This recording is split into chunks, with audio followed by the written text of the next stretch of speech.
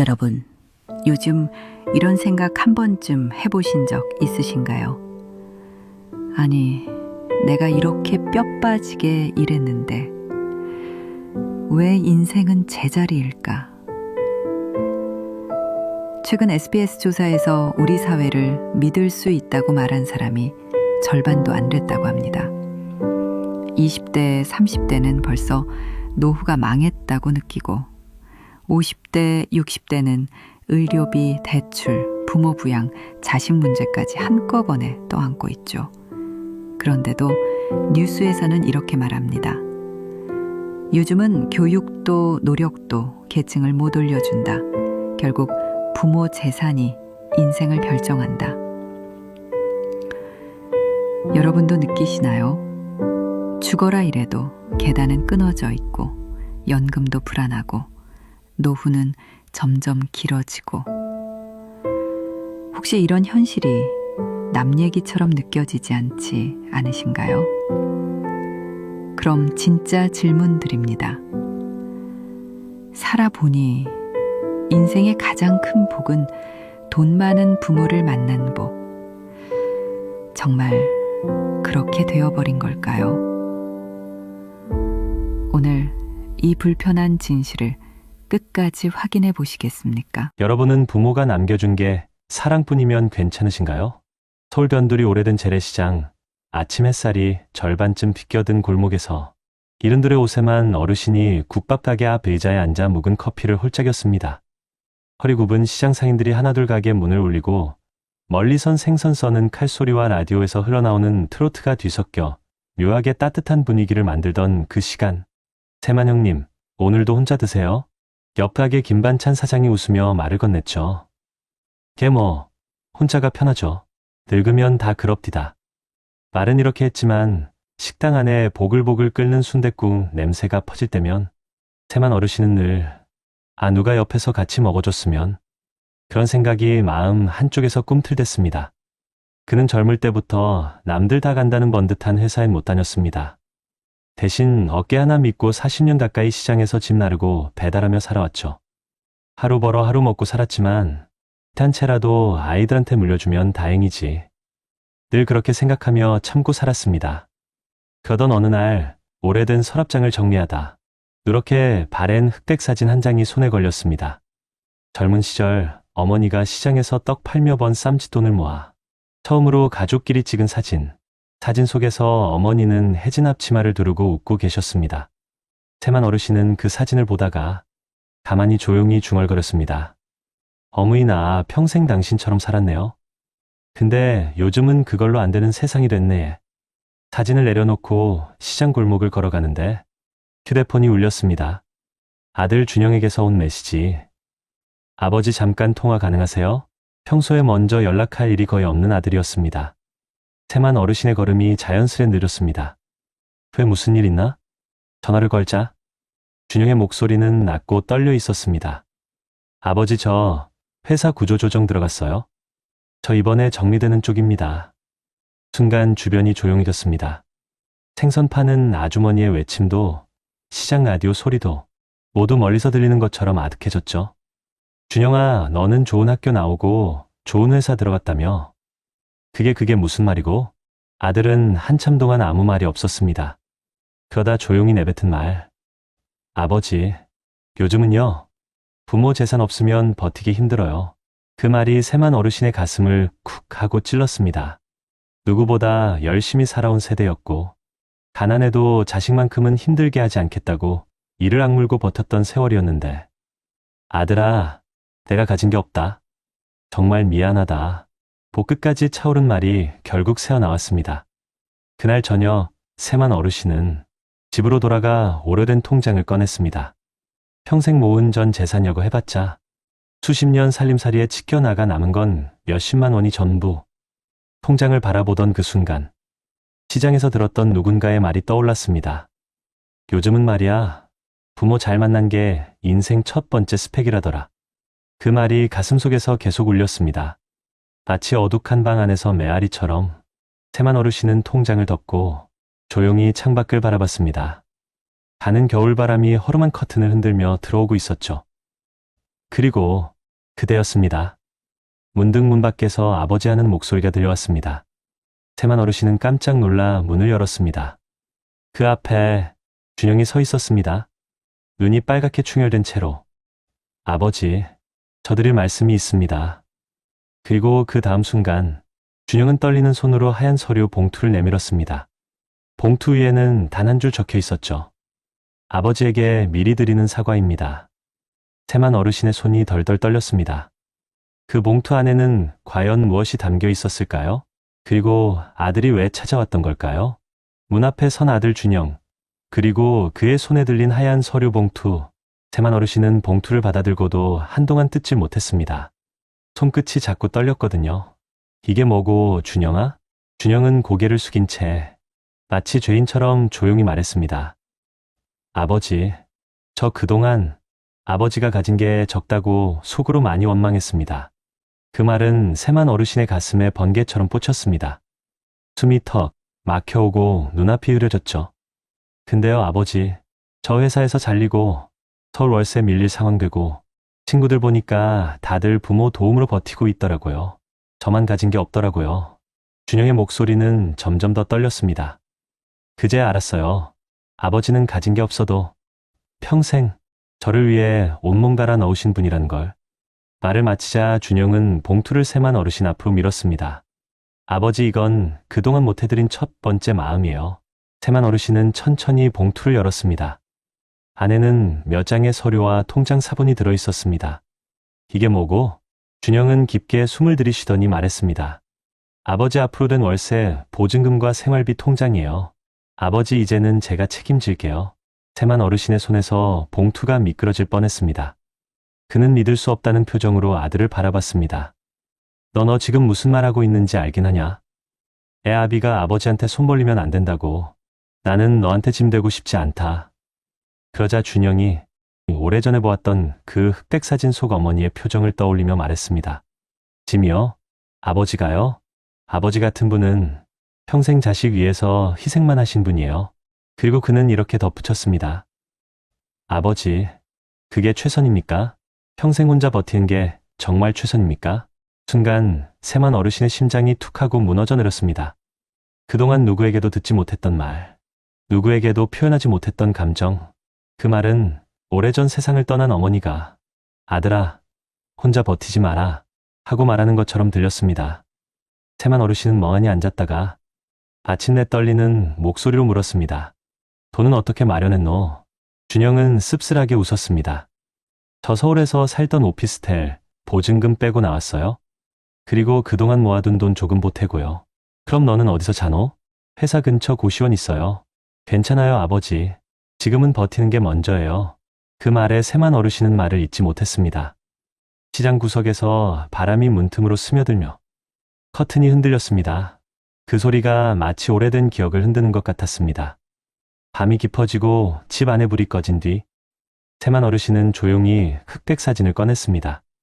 사진 속 어머니는 늘 그렇듯 해진 앞치마를 두르고 환하게 웃고 계셨습니다. 그 웃음이 지금 자신에게 이렇게 말하는 듯 했습니다. 너도 이제 좀 받아도 된다. 그 순간 세만 어르신은 평생 눌러왔던 감정을 더는 버티지 못했습니다. 작게 흐느끼며 말했습니다.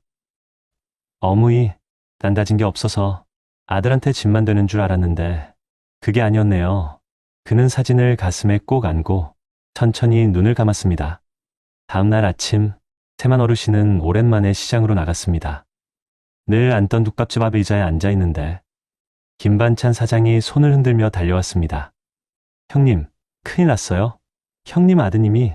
뭐라카노? 준영이가 왜? 뉴스요. 아침 뉴스에 형님 아드님이. 세만 어르신은 순간 귀를 의심했습니다. 내 아들이 뉴스에 나온다고? 사장은 급히 휴대폰 화면을 내밀었습니다. 거기에는 대기업 구조조정 여파 젊은 가장들 생활터전 무너져라는 제목이 떠 있었고 인터뷰 장면에 준영의 얼굴이 선명하게 잡혀 있었습니다. 저희 같은 사람들은요, 부모 재산 없으면 버틸 수 없는 시대입니다. 하지만 저는 오늘 처음으로 깨달았어요. 가진 게 많지 않아도 저를 위해 평생 버틴 부모님이 진짜 복이라는 거요. 세만 어르신은 그 자리에서 얼어붙고 말았습니다. 자신을 원망하던 아들이 세상 앞에서 부모가 내 복이라고 말하고 있는 장면. 그 순간 세만 어르신의 눈가가 뜨겁게 젖어들었습니다. 그리고 사장은 조용히 말했습니다. 형님은 훌륭한 아버지십니다. 그런 아들 그냥 나오는 거 아닙니다. 하지만 그때였습니다. 사람들 뒤편에서 누군가 숨가쁘게 뛰어오며 외쳤습니다. 아저씨, 큰일 났어요. 아침 뉴스 끝나고 지금 기자들이 시장으로 오고 있어요. 아들분 찾는다고. 세만 어르신의 얼굴이 굳어졌습니다. 기자들이? 왜? 그 말의 대답이 돌아오기 전 시장 입구에서 검은 카메라가 여러 대 들어오고 있었습니다. 그들은 곧장 세만 어르신의 방향을 향하고 있었죠. 저기다. 저분이 아버지시래. 세만 어르신은 숨을 멈췄습니다. 그리고 모두가 지켜보는 그 순간 세만 어르신의 눈앞에 아들의 얼굴이 떠올랐습니다. 아버지, 이제부터는 제가 아버지의 사다리가 될게요. 그 말이 귓가에 울리는 순간 세만 어르신의 표정이 느리게 흔들렸습니다. 그리고 바로 그때 카메라 셔터 소리가 시장 전체를 파고들었습니다. 시장 골목 끝에서부터 카메라 셔터 소리가 연달아 터졌습니다. 이른 아침 특유의 서늘한 공기 속에서 기자들의 발걸음이 분주히 세만 어르신을 향해 몰려왔죠. 고세만 어르신 맞으십니까? 혹시 아드님 어제 뉴스에 출연한 분이죠? 아드님이 하신 말씀에 대해 한마디만 부탁드립니다. 30여 명의 카메라와 마이크가 순식간에 세만 어르신을 둘러쌌습니다. 평생 시장에서 집 나르고 국밥 먹으며 지낸 어르신에게 이런 관심은 감당하기 어려운 일이었습니다. 아나는 말할 게 없다. 우리 아들 힘든 시기라. 그냥. 세만 어르신은 당황한 듯 손을 내저었지만 기자들은 물러서지 않았습니다. 부모 도움 없으면 버티기 힘들다. 자식 세대의 절망을 대변했다는 평가가 있는데요. 노후 책임과 부모 부양 문제 어떻게 생각하십니까? 어르신의 얼굴이 점점 하얗게 질렸습니다. 말 한마디 잘못했다가 괜히 아들에게 피해갈까 두려웠습니다. 그때 아버지, 어디선가 뛰어오는 발걸음 소리가 들렸습니다. 사람들이 자연스럽게 양쪽으로 갈라지고 그 사이로 숨을 헐떡이며 준영이 나타났습니다. 아버지 괜찮으세요? 준영은 곧장 아버지를 감싸며 기자들 앞에 섰습니다. 여러분, 아버지한테는 질문하지 말아 주십시오. 아버지는 평생 시장에서 일하며 저를 키우신 분입니다. 지금의 문제는 아버지 세대의 탓이 아닙니다. 제 세대의 현실이니까요. 순간 기자들의 플래시가 더 강하게 터졌습니다. 그럼 다시 묻겠습니다. 부모의 경제력에 따라 인생이 갈린다는 말, 진실입니까? 준영은 숨을 고르고 천천히 고개를 들었습니다. 네, 요즘 세상은 부모 재산에 따라 기회가 갈리는 게 사실입니다. 주변 사람들이 숨을 죽이며 그의 다음 말을 기다렸습니다. 잠시 후 준영은 흔들리던 눈빛을 가다듬고 정확하게 말했습니다. 하지만 저는 이제야 깨달았습니다. 돈을 많이 못 물려주셔도 부모로서 가장 중요한 걸 물려주신 분이 제 아버지라는 거요. 그 순간 세만 어르신의 눈가가 파르르 떨렸습니다. 준영은 이어 말했습니다. 저는 누구보다 따뜻한 사람으로 자랐습니다. 누구보다 버티는 법을 배웠습니다. 누구보다 사랑받으며 컸습니다.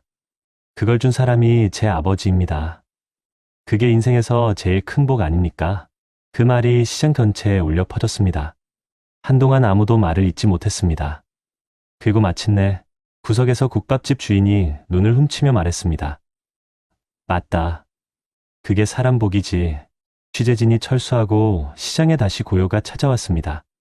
준영과 세만 어르신은 오래된 골목길을 천천히 걸었습니다. 그리고 준영이 조심스레 말했습니다. 아버지, 솔직히 어제 밤에 잠 한숨도 못 잤어요.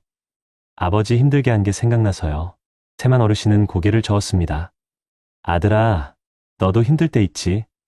사람이 살다 보면 서로 원망도 하고 오해도 하고 그러지. 준영은 잠시 멈추더니 아버지를 바라봤습니다. 그래도요, 아버지, 제가 그 말만큼은 꼭 드리고 싶었어요. 뭔데? 준영은 깊게 숨을 들이쉬더니 말했습니다. 아버지가 가진 게 적은 게 아니라 제가 받은 게 너무 많았다는 걸 이제야 알았어요. 세만 어르신의 입술이 떨렸습니다. 그러다 오래 참고 눌러왔던 감정이 천천히 마침내 터져 나왔습니다. 준영아, 나는 너한테 아무것도 못 해줬다 생각했는데. 준영은 아버지의 손을 꼭 잡았습니다. 아버지가 내게 해준 건 돈으로 셀 수 있는 게 아니에요. 아버지가 내게 준 건 사람으로 사는 법이었어요. 그 말은 마치 오래전 어머니가 남기고 떠난 따뜻한 말 같았습니다. 세만 어르신은 참지 못하고 조용히 눈물을 흘렸습니다. 준영은 시장에서 고기와 채소, 떡 등을 사와 작은 전기버너에 고기를 구웠습니다. 아버지, 이거 드세요. 오늘은 제가 해드리는 저녁입니다. 세만 어르신은 한참을 말없이 식사를 보다가 조용히 웃었습니다. 준영아, 너 어릴 때 너 이거 좋아한다고 수저 들고 기다리던 거 기억나나? 기억나죠? 그때 아버지 일하다 늦어서 미안하다고 하셨잖아요. 그래, 그때도 미안했고 지금도 미안하다. 준영은 그 말을 듣자마자 젓가락을 놓고 말했습니다. 아버지, 이제 그 말 좀 그만하세요. 저는 아버지 자식으로 태어난 게 내 인생에서 제일 큰 행운이에요. 그 말에 세만 어르신의 눈물 한 방울이 다시 흘렀습니다. 아들아, 그 말 다시 한번 해도 되겠나? 준영은 웃으며 말했습니다. 아버지, 저는 아버지가 있어서 살아낼 수 있었어요. 그 말은 세만 어르신의 평생을 위로해주는 가장 따뜻한 말이었습니다. 식사를 마친 후 준영은 가방에서 어머니의 흑백 사진을 꺼냈습니다. 아버지, 이 사진 아버지에게 드리고 싶어요. 세만 어르신은 사진을 보며 오래전 잊고 살았던 감정을 되살렸습니다. 어머니, 우리 아들 참 잘 컸지. 그는 사진을 가슴에 꼭 안았습니다. 그리고 이렇게 말했습니다. 살아보니 인생에서 제일 큰 복은 부모가 돈을 많이 물려주는 게 아니라 부모가 사람으로 살아가라고 가르쳐 주는 거더라. 그 말은 준영의 가슴에도 깊이 새겨졌습니다. 둘은 조용히 서로를 바라보며 웃었습니다. 서로의 삶이 무겁게 흔들린 세월을 지나 비로소 다시 만난 순간, 그날 세만 어르신은 처음으로 이 말이 가슴 깊은 곳에서 진심으로 떠올랐습니다. 아, 내가 준영이한테 그래도 보옥 같은 아버지였구나. 그리고 준영 역시 속으로 되뇌었습니다. 아버지, 당신이 있어서 제가 버틸 수 있었습니다. 그날 밤 오래된 골목길 위로 겨울바람이 부드럽게 스쳤습니다. 눈처럼 흩날리던 가로등 빛 속에서 두 사람은 오랜 오해와 상처를 내려놓고 작은 걸음을 나란히 걸어갔습니다. 인생의 복은 언제나 돈이 아닌 사람이었다는 것을 두 사람은 아주 늦게야 깨달았습니다. 여러분 어떠시나요? 위의 사례는 정말 비참하고 서글픈 인생 아닌가요? 하지만 지금부터 소개해드리는 사례는 정반대의 선택으로 행복한 노후를 보내고 있는 한 사람의 이야기를 들려드리겠습니다. 경북 의성에서 태어난 이만섭 어르신은 누구보다 가난했던 집안에서 자랐습니다. 부모님 모두 논밭 일을 하다 몸을 다쳐 중학교부터는 사실상 집안의 가장 역할을 해야 했죠. 남들은 돈 많은 부모를 만나 서울로 대학교 보내고 집도 물려받고 결혼자금도 지원받았지만 만섭 어르신에게 돌아온 건 낡은 농가와 몇 장의 오래된 사진뿐이었습니다. 하지만 그는 늘 이렇게 말하곤 했습니다. 나는 남들보다 가진 게 없어서 오히려 더 잃을 것도 없었다. 그러니 더 빨리 준비할 수 있었던 거지. 20대 후반 친구들은 유흥과 낭비에 빠져 월급을 그대로 탕진했지만 만섭 어르신은 서울로 올라와 30년 동안 대기업 생산직으로 묵묵히 일했습니다. 몸 부서지는 3교대 근무였지만 한 번도 월급날 술값으로 흘려보낸 적이 없었습니다. 퇴직금은 총 1억 6천만 원. 그 돈을 손에 쥐고도 만섭 어르신은 단 한순간도 이제 좀 쉬어볼까라는 마음을 먹지 않았습니다. 2025년 기초연금 개편 논란과 고령자 일자리 축소가 이어지던 그 시기, 대한민국의 노인 빈곤율은 여전히 OECD 최악 수준을 기록하고 있었고 60대 70대의 가계 소비는 10년 전보다 무려 6% 이상 줄어들었다는 기사도 쏟아졌습니다. 주변 동년배 친구들은 요즘 세상은 부모 돈 없으면 끝이다. 연금 받아도 병원비에 다 나간다니까. 늘 이렇게 한숨만 쉬었죠. 그리고 결정적으로 만섭 어르신에게도 한 번의 위기가 찾아왔습니다. 퇴직 후 몸이 버티질 못해 병원에서는 담당자님 무릎 연골이 거의 다 닳았습니다. 수술을 고려하셔야 합니다. 나는 청천벽력 같은 진단을 내렸습니다. 수술비만 300만 원, 회복 기간은 최소 6개월. 주변 사람들은 말렸습니다. 만섭이 형, 수술하고 누워있으면 병원비에 무너진다니까. 병원비 때문에 노후 망한 사람들도 많아. 그냥 버티다 가는 게 낫지. 하지만 그 순간 만섭 어르신은 지난 30년 동안 써온 두꺼운 공책 한 권을 꺼냈습니다. 그 속에는 작은 글씨로 꽉 채운 일기와 숫자들. 오늘 적금 20만 원 들음, 주식 매수 15만 원, 지출 지켜냄, 불필요한 커피술 지하로 유지, 2025년까지 생활비 월 120만 원 한도 목표. 그는 젊을 때부터 하나 믿는 것이 있었습니다. 부모가 못해준 건 내가 직접 준비하면 된다. 6개월간 일을 못하게 되는 건 큰 위기였지만 그는 이미 이를 대비해 퇴직 직후 국민연금 개인연금 ISA 적립식 ETF 투자를 꾸준히 해오고 있었죠. 남들 다 쉬락하도 나는 미래를 위해 오늘을 버티기로 했다. 그의 결심은 단단했습니다. 만섭 어르신에게는 장남과 딸이 있었지만 그는 단 한 번도 자식에게 생활비나 병원비를 요구한 적이 없었습니다.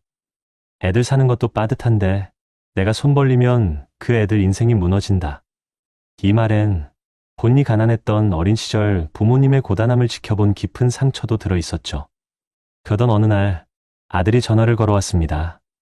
아버지, 수술 비용 제가 일부라도 도와드릴까요? 하지만 만섭 어르신은 단호했습니다. 돈 많은 부모 만나는 게 복이락하지만 나는 그런 복은 못 줬다. 대신 내 노후만큼은 내 두 다리로 책임질 거다. 아들은 한참 말이 없었습니다. 아버지, 요즘 누구나 부모 도움받고 버팁니다. 그걸 잘못이라고 말하지 않아요. 알지. 근데 우리 집은 그렇게 살던 집안이 아니다. 이 말 뒤에 이어진 2초의 침묵. 그 침묵 속에는 부모로서의 고집, 책임감, 상처, 배려, 모든 감정이 들어 있었습니다. 2025년 전국적으로 물가가 급등했고 식료품, 교통전기, 요금, 의료비가 모두 치솟았습니다. 평소 월 120만 원으로 살던 만섭 어르신의 생활비가 어느새 150만 원, 160만 원으로 치솟기 시작했습니다. 시장에서 오징어 1마리가 7천 원, 달걀이 7천 원, 동네 병원 진료비는 1만 원에서 1만 5천 원으로 오른 상황. 그는 어느 날 식료품 코너 앞에서 손에 쥔 2천 원짜리 라면을 한참 바라보다가 살며시 내려놓았습니다. 내 몸이 버틸려면 먹어야 하는데 예산이 늘어나면 무너진다. 이런 장면은 요즘 60대, 70대라면 누구나 한 번쯤 겪어본 현실이었지만 그에게는 절약만이 유일한 길이었습니다.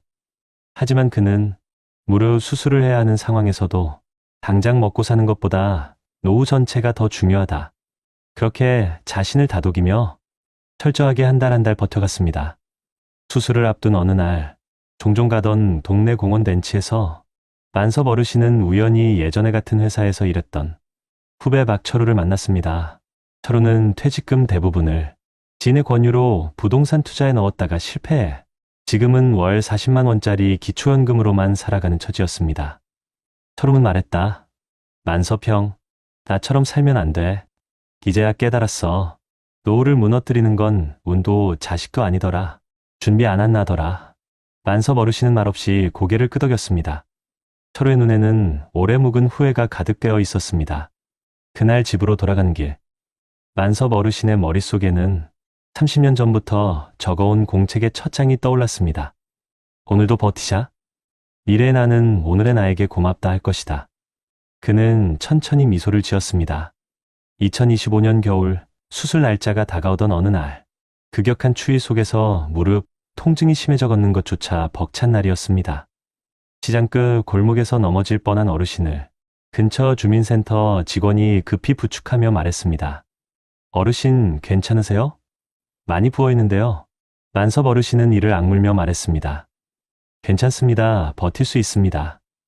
그러나 직원은 단호했습니다. 어르신, 지금 이 상태라면 수술을 미루면 안 됩니다. 지금 치료 시작 안 하면 나중엔 걷지 못하실 수도 있어요. 그 말은 날카로운 칼날 전포쳤습니다. 어르신의 마음속 깊은 곳에서 30대 시절 아버지가 병원비가 없어 치료를 못 받고 돌아가셨던 장면이 거짓말처럼 떠올랐습니다. 내가 그 길을 그대로 따라가는 건 아니겠지? 몸은 아프고 마음은 흔들렸지만 그는 의자에 앉아 한참을 생각하다 주머니에서 작은 파란색 카드를 꺼냈습니다. 그건 바로 본인이 20년 동안 묻고 있었던 개인 퇴직연금 IRP 카드였습니다. 내가 젊을 때 월급 조금이라도 떼어놓은 게 지금 나를 살리는구나. 그날 밤 그는 병원비와 재활비를 계산했습니다. 무료 수술 약 300만 원, 회복기간 생활비 약 150만 원, 재활물리치료 월 15만 원 예상, 그리고 조용히 중얼거렸습니다. 살아보니 준비한 사람만이 위기에서 살아남더라. 그는 눈을 감고 결심했습니다. 내일 수술 잡자.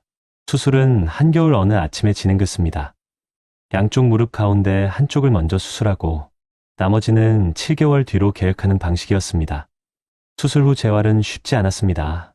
관절이 뻣뻣해져 한 걸음 떼는데 5초씩 걸렸고 계단을 내려갈 때면 눈물이 핑 돌 정도로 통증이 왔습니다. 그런데 그때 병원 복도에서 재활치료를 하던 어르신에게 물리치료사가 이렇게 말했습니다. 어르신, 운동할 때 표정이 너무 진지하세요. 혹시 예전에 운동 배우셨어요? 만섭 어르신은 웃었습니다. 운동은 모르고 일은 매일 했지요. 내 인생은 버티는 게 일이었으니까. 그러자 치료사는 말했습니다. 그래서 회복이 빠른가 봐요. 꾸준히 몸을 쓴 분들은 회복력이 다르더라고요. 그 순간 만섭 어르신의 가슴에 뜨거운 울림이 올라왔습니다. 내가 살아온 방식이 이렇게 나를 살리는구나. 수술비는 IRP에서 일부 인출해 해결했고 생활비는 개인연금과 적금, 그리고 10년 동안 조금씩 모아둔 ETF 계좌에서 꺼내 해결했습니다. 무엇보다 그는 자식에게 손 벌리지 않은 채 스스로 위기를 돌파하고 있었습니다. 그 사실 하나만으로 어르신의 어깨는 다시 곧게 펴지기 시작했습니다. 수술 후 한 달쯤 지났을 때 아들 민호가 오랜만에 찾아왔습니다. 아버지 많이 좋아지셨어요? 뭐 살만하다. 그러자 민호는 말했습니다. 저 아버지한테 정말 죄송한 말 하나 하고 싶어요. 만섭 어르신은 깜짝 놀랐습니다. 네가 왜? 민호는 잠시 머뭇거리다가 입을 열었습니다. 어릴 때 저는 아버지가 가진 게 없어서 우리 집이 불행하다고 생각했어요. 근데 지금 제 친구들 보니까 부모 재산에만 기대다가 부모님 돌아가시고 나니까 그대로 무너진 사람들 너무 많아요. 그리고 그는 조용히 말했습니다. 아버지처럼 사는 법을 배운 사람이 결국 제일 강한 사람이더라고요. 만섭 어르신은 대답을 하지 못했습니다. 그저 눈물이 고인 눈으로 아들을 바라봤습니다. 재활을 마치고 다시 걷기 시작한 어느 봄날, 만섭 어르신은 동네 작은 천을 따라 산책을 했습니다. 새소리가 들리고 벚꽃잎이 바람에 흩날리는 길이었죠. 그는 속으로 이렇게 말했습니다. 부모 재산이 보긴 시대락하지만 난 가진 게 없어도 준비한 덕분에 내 발로 사는 노후를 얻었다. 그의 인생은 화려하지 않았습니다. 부모에게 유산을 받은 적도 없고 금수저도 아니었습니다. 하지만 젊을 때부터 작은 돈이라도 꾸준히 모았고 소비를 줄이고 기본 생활비를 통제했고 연금 ETF 저축을 오래 유지했고 건강을 내버려 두지 않았고 노후를 자식에게 떠넘기지 않겠다는 신념을 지켰고 위기 앞에서 준비한 것들을 믿고 버텼습니다. 그 결과 그는 2025년 대한민국에서 어느 누구보다 단단한 노후를 살고 있었습니다. 어르신은 마지막으로 이렇게 말했습니다. 가난은 실수 아니지만 노후 준비 안 한 건 내 선택이었다. 그리고 그 선택이 오늘의 나를 바꿨다. 대한민국에서 실시된 여러 조사를 보면 65세 이상 노인층의 상대적 빈곤율은 약 40%에 이르며 이는 주요 선진국 가운데 가장 높은 수준으로 나타납니다. 통계청 자료에서도 65세 이상 노인은 이미 전체 인구의 약 20%를 넘었고 앞으로 그 비율은 더 빠르게 증가할 것으로 전망되고 있습니다. 또 다른 국내 연구에서는 노년층 빈곤율이 과거보다 조금 낮아졌다고는 하지만 여전히 매우 높은 수준을 유지하고 있으며 특히 1950년 이전 출생 세대에서 빈곤 위험이 더욱 뚜렷하다는 분석이 나와 있습니다. 이는 단순한 소득 부족이 아니라 연금 가입 여부, 자산 축적 정도, 소비 패턴, 건강 상태, 사회적 고립 정도 등이 모두 노후의 경제적 안정에 직결된다는 점을 보여줍니다. 해외 통계에서도 고령층의 빈곤은 공통된 문제로 나타나고 있습니다. 인구 고령화가 빠르게 진행된 국가일수록 노인 빈곤이 더 심화되는 경향이 확인되며 사회 안전망이 충분하지 않은 경우에는 노후 빈곤이 세대 간 구조적 문제로 이어질 가능성이 높다는 연구 결과도 있습니다. 한국의 경우 경제 성장이 빠르게 진행된 반면 연금제도 정착 속도가 늦어 세대 간 자산 격차가 크게 벌어졌다는 분석이 꾸준히 제기되어 왔습니다. 국내외 많은 연구는 노후의 빈곤이 경제적 요인만으로 설명되지 않는다고 말합니다. 자산 수준이 낮거나 지출 구조가 취약한 노인들은 의료비 증가, 이동성 저하, 만성질환 증가 등으로 인해 생활비 부담이 점점 더 커지고 사회적 관계가 약한 독거 노인의 경우 경제적 어려움과 정서적 고립이 동시에 심해지는 특징을 보입니다. 실제 조사에서도 단독가구 노인은 다인가구 노인에 비해 의료비 부담과 우울감 호소 비율이 높게 나타났습니다. 고령층의 생활이 어려워지면서 65세 이상 노인 중 절반 이상이 여전히 일을 하고 싶다고 답한 점도 중요한 신호입니다. 이 가운데 절반은 생활비 마련이 가장 큰 이유라고 응답했습니다. 즉 많은 노인이 일하고 싶어서 일하는 것이 아니라 생계를 유지하기 위해 어쩔 수 없이 노동을 선택하는 상황인 것입니다. 이와 함께 노인 가구의 순자산이 과거보다 증가했다는 통계도 존재하지만 이는 자산 가격 상승의 영향이 크며 실제로는 의료비와 생활비, 대출 상환 등이 자산을 빠르게 감소시키는 주요 요인으로 작용하고 있다는 분석이 이어지고 있습니다. 결국 국내외 연구에서 공통적으로 강조하는 사실은 하나입니다. 평균 수명이 길어진 시대에서 노후의 시간은 기회가 아니라 부담이 될 수 있다는 점입니다. 준비가 되어 있지 않다면 노년기 빈곤은 짧은 어려움이 아니라 길고 깊은 고통으로 이어질 가능성이 크다는 것이 여러 자료에서 반복적으로 확인됩니다. 다시 말해 노후의 안정은 그저 나이가 들었다는 이유만으로 주어지는 것이 아니라 사회적 구조와 개인의 준비가 함께 갖추어질 때 비로소 지킬 수 있는 것이라는 사실이 드러나고 있습니다. 여러분, 지금부터는 우리가 마주했던 문제들을 조금이나마 바꿔 나갈 수 있는 길을 함께 살펴보겠습니다. 대한민국 정부와 각 지자체가 나이 든 세대의 노후 불안을 줄이기 위해 어떤 제도를 마련하고 있고 해외에서는 어떤 해법을 도입해왔는지를 보고 우리가 놓치지 말아야 할 포인트들을 정리해 보겠습니다. 먼저 우리나라부터 보겠습니다. 중앙정부는 이미 고령사회 진입을 앞두고 노인 고용과 복지 분야의 제도적 대응을 확대하고 있습니다. 보건복지부는 고령자 고용 및 사회활동 종합지원계획을 발표했으며 이를 통해 공공민간 영역에서의 노인 일자리 비중을 전체 노인 고용 프로그램의 40% 이상으로 확대하고 2027년까지 노인 인구의 10% 수준 고용을 목표로 하고 있습니다. 지방자치단체들도 발빠르게 움직이고 있습니다. 예컨대 서울의 몇몇 구청에서는 만 60세 이상 어르신을 대상으로 재교육을 통해 스마트시티 안내직, 공공도서관 안내 및 운영 보조 일자리 등을 제안했고 월 25만 원 수준이었던 일부 노인 일자리 참여 보수를 향후 생활비 수준까지 상향하겠다는 로드맵을 세우고 있습니다. 또한 노동부 산하 한국노인인력개발원 차원에서는 노인 인력 개발을 위해 훈련과 매칭 프로그램을 강화하고 있으며 과거 단순 반복 작업 중심이던 노인 일자리를 지향하고 적성 경험을 활용한 고령자 맞춤형 일자리로 전환하려는 움직임이 뚜렷합니다. 이처럼 일자리 확보 전략은 노인이 일해야만 생존한다는 구조를 바꾸고 노인도 능력과 적성에 맞는 안정적 일자리에서 자존감을 회복한다는 방식으로 전환 중입니다. 소득연금 측면에서도 개선이 진행 중입니다. 연금과 기초생활보장제도 등이 보완되고 있다는 점이 주요합니다. 여러 해외 연구에서도 연금 지출이 노년 빈곤율을 유의미하게 낮춘다는 분석이 나왔습니다. 예컨대 OECD 국가들을 분석한 연구에서는 공적연금 지출 증가가 노인 빈곤율 감소에 강한 상관관계가 있다는 결론이 나왔습니다. 또 장기요양 비용 돌봄 비용 부담이 노인 빈곤을 심화시키는 요인임을 지적한 보고에서는 복지 서비스와 돌봄비 지원 강화만으로도 일부 나라에서는 노인 빈곤 위험을 30% 이상 낮춘 사례가 확인되었습니다. 이런 맥락에서 한국 정부는 노인의 장기요양 서비스 확대와 더불어 주거비 지원, 의료비 부담 완화 정책을 확대하며 노후 소득 이외의 비용 리스크를 줄이는 방향으로 제도를 개선하고 있습니다. 해외 사례도 참고할 만합니다. 미국의 시니어 커뮤니티 서비스 고용 프로그램 SCSEP는 55세 이상 저소득 노인을 대상으로 지역사회 봉사형 일자리를 제공하고 이를 통해 재취업과 사회 참여를 촉진하는 제도입니다. 이 프로그램은 단순히 일을 시키는 것이 아니라 훈련과 자원봉사를 병행하여 노인이 다시 일할 수 있는 기반을 마련하는 데 초점을 맞추고 있습니다.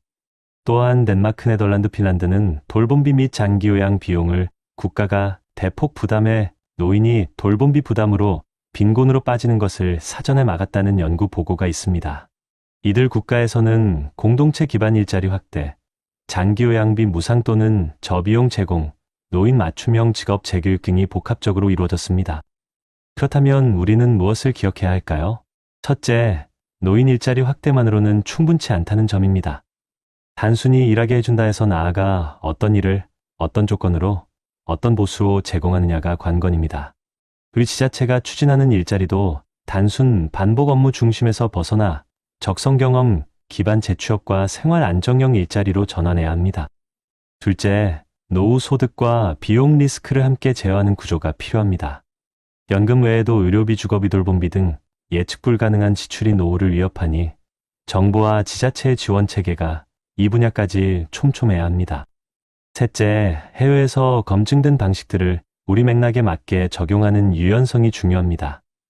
예컨대 지역사회 기반의 봉사겸직 일자리, 맞춤형 재교육 프로그램, 장기요양비, 부담경감 방식은 우리 현실에도 충분히 응용 가능합니다. 지금 화면을 보시고 계시는 50대, 60대, 70대 여러분, 혹시 지금까지 준비 못했다라고 생각하셨다면 지금이 바로 바꿀 수 있는 시작입니다. 정부가 제도와 인프라를 확장하고 있고 지자체가 현장 일자리를 만들고 있으니 우리는 이 제도를 지금 활용하고 나에게 맞게 준비하고 나의 자리를 만들어야 합니다. 예를 들어 거주하시는 구청이나 군청에서 운영하는 노인 재취업 훈련 민 매칭 사업을 찾아보시고 자신의 경험과 적성을 입력해보세요. 매월 제공되는 공공일자리에 참여하면서도 그 자리가 결국 귀하의 은퇴 이후 생활비를 보완할 수 있도록 조금만 조건을 따져보세요. 또한 연금 외에 개인연금이나 적립계좌, 저비용 투자 같은 사적 준비를 지금부터라도 시작해보시면 좋습니다. 마지막으로 의료주거 돌봄비 같은 예측 못한 지출에 대비해 지자체에서 시행하는 장기요양보험 상담, 주거비 지원, 노인 건강관리 프로그램 등을 체크해보세요. 노후 준비는 혼자가 아닙니다. 사회구조가 바뀌고 있고 제도는 조금씩 바뀌어가고 있습니다. 여러분이 지금 조금만 움직이시면 나는 준비했으니까 괜찮다라고 말할 수 있는 날이 반드시 옵니다. 오늘 이 시간이 여러분의 인생에서 새로운 출발점이 되길 바랍니다. 함께 준비하시길 권합니다.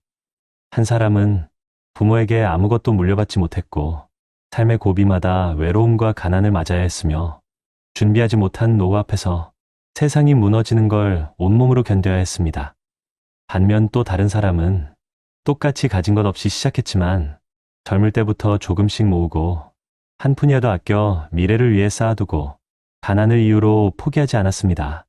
누군가는 하루하루가 벼랑 끝이었고 누군가는 같은 세월을 살면서도 노후가 벌이 아니라 쉼이 되었습니다. 똑같은 시대를 살았어도 똑같은 경제를 겪었어도 똑같이 누군가의 부모였어도 두 사람의 노년은 완전히 달랐습니다. 그 차이를 만든 건 부자 부모도 운도 금수저도 아니었습니다. 오늘을 어떻게 살았는가? 미래를 위해 내가 무엇을 선택했는가? 그 단순한 차이가 노후를 지옥으로 만들기도 하고 또 어떤 이에게는 세상에서 가장 평온한 계절을 선물하기도 합니다. 우리가 나이가 들수록 돈보다 무서운 건 준비하지 못한 시간이고 가난보다 아픈 건 내 잘못인가 싶을 때입니다. 하지만 여러분, 우리는 아직 늦지 않았습니다. 지금 이 영상을 보고 있는 순간도 앞으로의 삶을 바꿀 수 있는 첫날이 될 수 있습니다. 부모 재산이 없어도 누군가에게 의지할 곳이 없어도 우리가 선택한 작은 준비들이 앞으로 10년, 20년 뒤 우리 인생의 무게를 덜어줄 수 있습니다. 어쩌면 지금의 우리의 삶은 젊을 때는 보이지 않았던 커다란 진실을 일깨워주는 것인지도 모릅니다. 나는 어떤 노후를 맞고 싶은가? 앞으로 남은 20년을 어떤 표정으로 살고 싶은가? 우리가 오늘 선택하는 그 마음 하나가 우리 자식에게 짐이 아닌 든든한 어른의 모습으로 남게 할 것입니다. 혹시 지금 마음이 무거우신가요? 걱정이 앞서고 체력이 예전 같지 않고 돈 쓰는 게 겁나고 노후가 두렵고 혹시 나도 저렇게 살게 될까 하고 불안하신가요? 그렇다면 오늘 이 이야기를 여러분의 마음 깊은 곳에 살포시 묻어두셨으면 합니다. 누군가는 준비하지 못해 무너졌고 다른 누군가는 준비했기에 다시 일어섰습니다. 우리는 두 번째 사람처럼 살 수 있습니다. 지금이라도 내 미래를 내가 책임지겠다는 마음 하나면 우리는 충분히 변화할 수 있습니다. 여러분, 우리 모두 다시 살아갈 날이 남아있는 사람들입니다. 부모가 가진 것 때문이 아니라, 내가 걸어온 길 때문이 아니라, 우리가 지금 선택하는 작은 노력 때문입니다. 지금부터라도 나를 위해, 내 노후를 위해, 그리고 내 자식이 나를 짐이 아닌 존경의 이름으로 기억할 수 있도록 한 걸음씩 천천히 준비해보면 어떨까요? 여러분의 남은 인생이 눈물로 버티는 시간이 아니라 미소로 살아내는 시간이 되기를 진심으로 응원합니다. 당신의 노후는 아직 바꿀 수 있습니다. 지금부터라도요. 여러분, 요즘 문득 이런 생각 드신 적 없나요? 내가 괜히 아프면 누가 날 챙겨줄까? 얼마 전 전북에서 70대 한 어르신이 심한 통증을 참고 버티다 결국 응급실로 실려갔다는 소식이 있었습니다. 검사비가 부담돼 며칠만 참아보겠다는 그 마음. 우리 부모님, 그리고 지금의 우리 마음과 다르지 않습니다.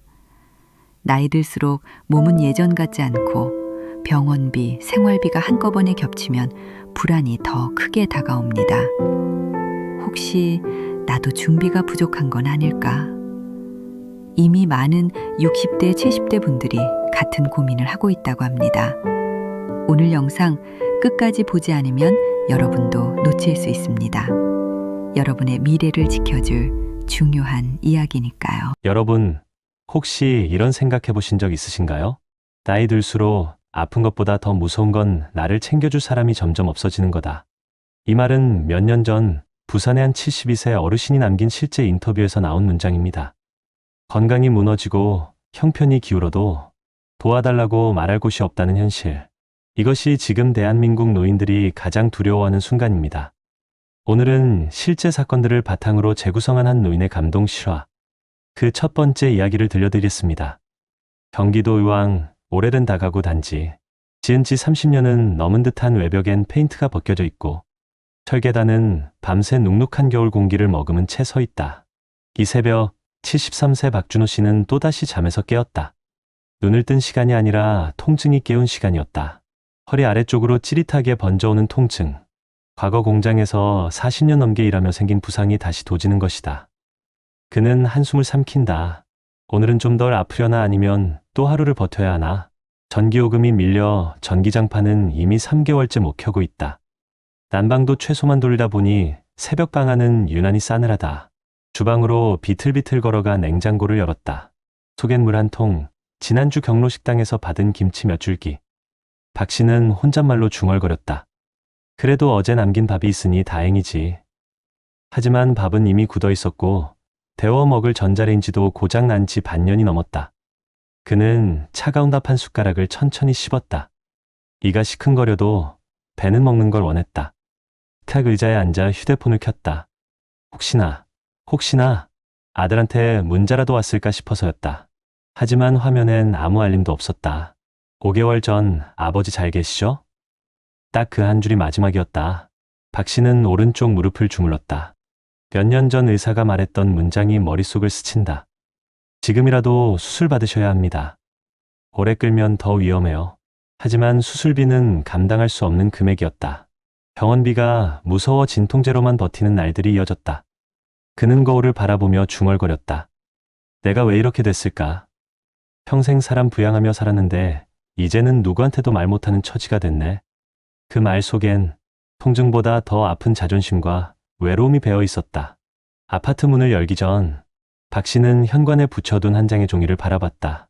독거 어르신 무료 진료 신청 안내. 경기도 노인 의료 지원 사업. 작년 박 씨가 복지관 상담사에게 소개받은 안내문이다. 조건만 되면 무료로 검진을 받을 수 있다는데 그는 아직 신청하지 않았다. 왜냐면 나 같은 사람이 뭘 더 바랄 수 있어. 이 마음이 더 컸기 때문이다. 하지만 오늘따라 그 안내문이 유난히 눈에 들어왔다. 새벽 6시 박 씨는 조용히 양말을 신고 밖을 나섰다. 계단을 내려올 때마다 무릎에서 소리가 났지만 발걸음은 어딘가 향하고 있었다. 그는 작은 목소리로 말했다. 오늘은 한번 가볼까? 병원까지는 못 가도 복지관이라도. 박준호 씨의 노년은 그렇게 아주 작은 용기 하나로 다시 움직이기 시작했다.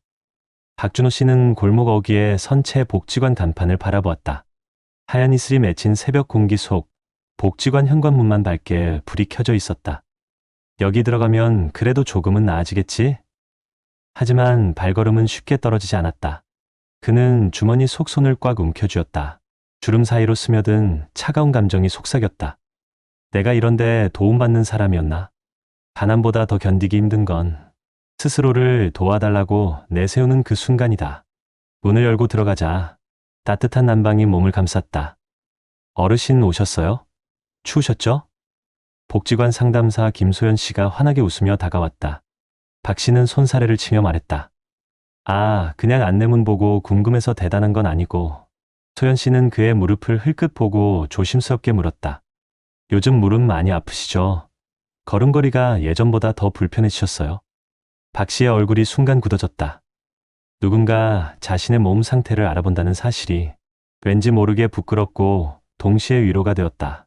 어르신, 의료 지원 신청하시면 기본 검진은 전부 무료예요. 무릎 MRI도 조건만 맞으면 비용 거의 안 드시고요. 박 씨는 놀란 표정으로 물었다.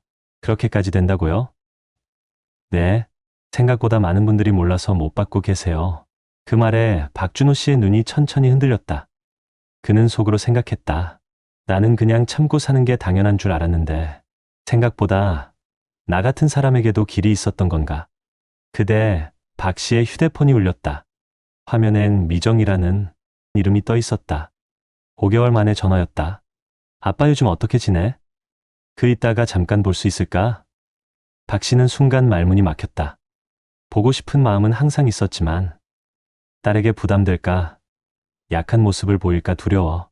먼저 찾지 못했던 시간들이 떠올랐다. 겨우 입을 떼어 말했다. 그래, 아빠 괜찮다.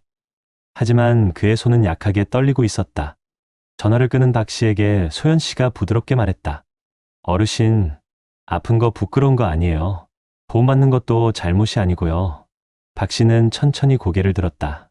그동안 굳어있던 마음이 조금씩 풀리는 것 같았다. 나도 치료를 받아도 되는 사람일까요? 소연 씨는 조용히 고개를 끄덕였다. 당연하죠. 어르신도 누군가의 소중한 가족이잖아요. 박 씨의 손끝이 미세하게 떨리며 무릎 위에서 느리게 오므려졌다. 문 밖으로 나왔을 때 햇빛이 막 골목 사이로 떨어지고 있었다. 조금 전까지만 해도 그에게 아침은 그저 버텨야 하는 하루의 시작이었다. 하지만 지금은 아주 작은 희망이 깃든 이른 아침처럼 느껴졌다. 그래, 오늘은 병원까지 한번 가보자. 그는 천천히 그러나 분명한 발걸음으로 골목을 내려가기 시작했다. 박준호 씨는 떨리는 손으로 카페 문 앞에 서 있었다. 초라해 보일까봐 주름이 깊어진 얼굴을 몇 번이나 손바닥으로 쓸어내렸다. 딸과 만나는 게 반가우면서도 두려웠다. 오늘은 무슨 얘기를 하려는 걸까? 잠시 후 딸 이미정이 조심스레 다가왔다. 그의 얼굴을 마주한 순간 미정은 몇 초 동안 말을 잇지 못했다. 아버지를 보고 놀랐다는 표정이었다. 아빠 얼굴이 왜 이렇게 수척해지셨어요? 그 한마디에 박 씨의 가슴은 철렁 내려앉았다. 아픈 모습이 들킬까 가장 두려웠는데 결국 숨길 수 없었던 것이다. 미정은 따뜻한 차를 건넸다. 아빠, 요즘 허리 아프다고 하셨잖아요. 병원은 다녀오셨어요? 박 씨는 서둘러 말문을 막았다. 별일 아니다. 나이 들면 다 그렇지. 하지만 미정은 알고 있었다. 그 말이 오래된 핑계라는 걸. 아빠 솔직히 말씀드릴게요. 엄마가 돌아가신 뒤로 아빠가 혼자 버티는 거 마음이 항상 걸렸어요. 박준호 씨는 시선을 피했다. 미정과 눈을 마주치면 괜찮다는 말이 더 이상 입에 붙지 않을 것 같았다. 침묵 끝에 박 씨가 낮은 목소리로 말했다. 병원비가 좀 걱정됐지. 아무리 저렴하다 해도 내 입장에선 큰 돈이니까. 그는 끝까지 체면을 지키고 싶었지만 딸 앞에서는 더 숨길 수가 없었다. 미정의 눈이 붉어졌다. 아빠 그런 문제 혼자 끌어안고 계셨어요? 왜 한 번이라도 저한테 말 안 하셨어요? 박 씨는 떨리는 목소리로 답했다. 내가 힘들까봐, 부담 줄까봐 그랬지. 그 순간 두 사람 사이에 묵직한 공기가 가라앉았다.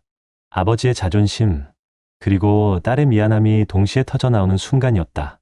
그날 오후 미정의 손에 이끌려 박 씨는 결국 병원에 오게 되었다. 접수 창구 앞에 서는 동안 그는 긴장으로 어깨가 굳어 있었다. 아버님, 무릎 MRI랑 정형외과 진료부터 잡아드릴게요. 간호사가 친절하게 말했지만 박준호 씨의 표정은 점점 굳어졌다. 진료비가 얼마나 나올지, 혹시 큰 병이 나올지, 그 모든 불안이 한꺼번에 몰려왔다. MRI 촬영을 마치고 나온 후 정형외과 의사는 모니터 화면을 가리켰다. 어르신 예상보다 상태가 많이 안 좋습니다. 무릎 연골이 거의 다 닳아있고 척추 디스크까지 동반됐어요. 박 씨는 귀에서 윙하는 소리가 나는 듯 했다. 의사는 말을 이어갔다. 지금은 걷고 있지만 이대로면 몇 달 뒤엔 일상생활도 어려울 수 있습니다. 수술이 필요합니다.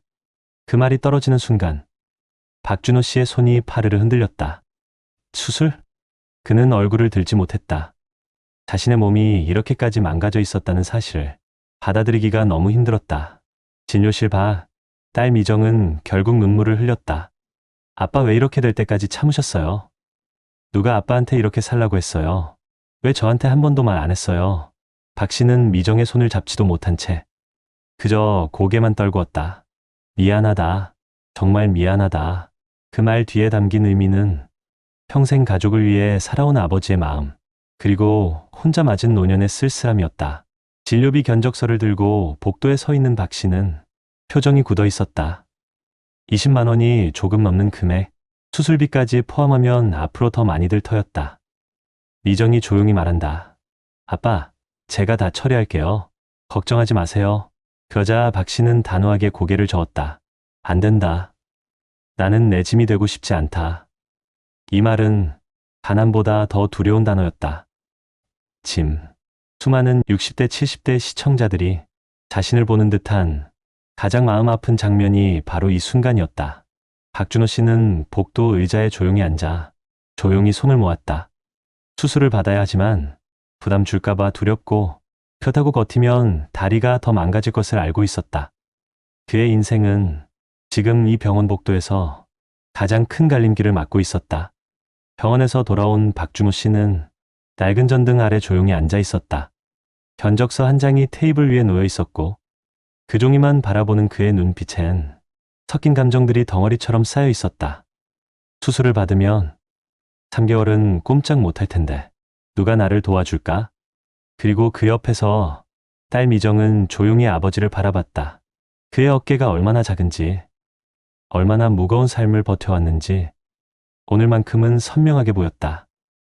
아빠, 조심스러운 부름에 박 씨가 고개를 들었다. 저 어릴 때 아빠가 저를 업고 병원 다니던 거 기억나요? 박 씨의 눈썹이 살짝 떨렸다. 그때 아빠는 저한테 단 한 번도 내가 짐이다라고 말한 적 없었어요. 근데 왜 아빠는 혼자 이렇게 버티고 계셨어요? 그 말은 시간을 거슬러 박 씨의 가슴 깊은 곳을 찔렀다. 평생 가족을 위해 살아온 아버지. 그 아버지가 늙어 홀로 참아낸 시간. 그 사이에 말하지 못한 마음들이 미정의 목소리로 흘러나왔다. 박 씨는 긴 침묵 끝에 조용히 입을 열었다. 그래, 나도 이제는 좀 누구한테 기대봐도 되겠지. 미정은 눈물을 훔쳤다. 아버지가 처음으로 자신에게 의지하겠다는 말을 한 순간이었다. 아빠, 우리 같이 해요. 수술 받으세요. 제가 옆에 있을게요. 그제야 박 씨는 무너진 듯 고개를 끄덕였다. 그래, 한번 고쳐보자. 며칠 뒤 수술대 앞에 선 박 씨는 두 손을 꼭 모았다. 늘 강한 척하던 그도 두려움 앞에서 솔직해질 수밖에 없었다. 하지만 문이 닫히기 직전 딸이 그의 손을 꼭 잡았다. 아빠, 걱정하지 마세요. 다시 걸을 수 있어요. 다시 아침 산책도 할 수 있어요. 박 씨의 손이 미세하게 떨리며 그녀의 손을 꼭 눌렀다. 오늘만큼은 혼자가 아니었다. 수술은 성공적이었다. 며칠 후 재활병실에서 딸은 아버지의 보조기를 잡아주며 말했다. 아빠, 천천히요. 한 발 또 한 발. 박 씨는 숨을 고르며 걸음을 내딛었다.